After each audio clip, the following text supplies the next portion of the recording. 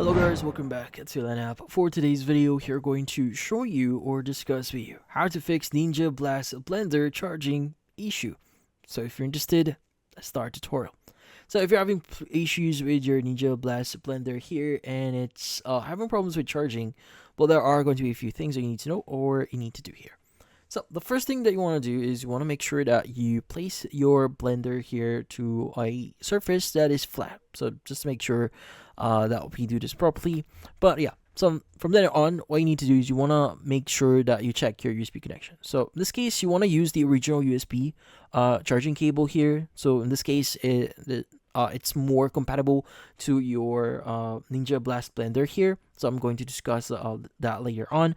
But usually you need to make sure that you use a 5 volt 3 ampere power adapter for proper charging. So other than that, your blender might not charge properly.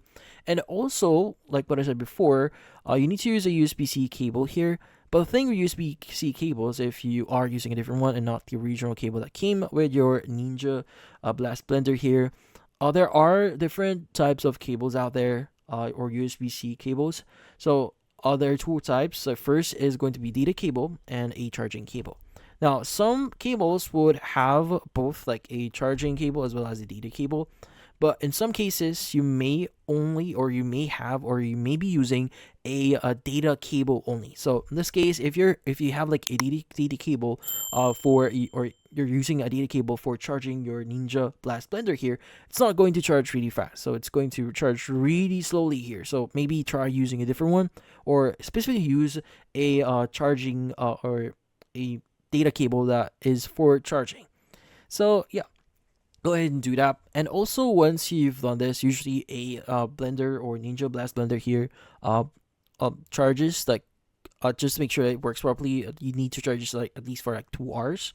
And also watch for the green LED lights here, so which indicates a full charge.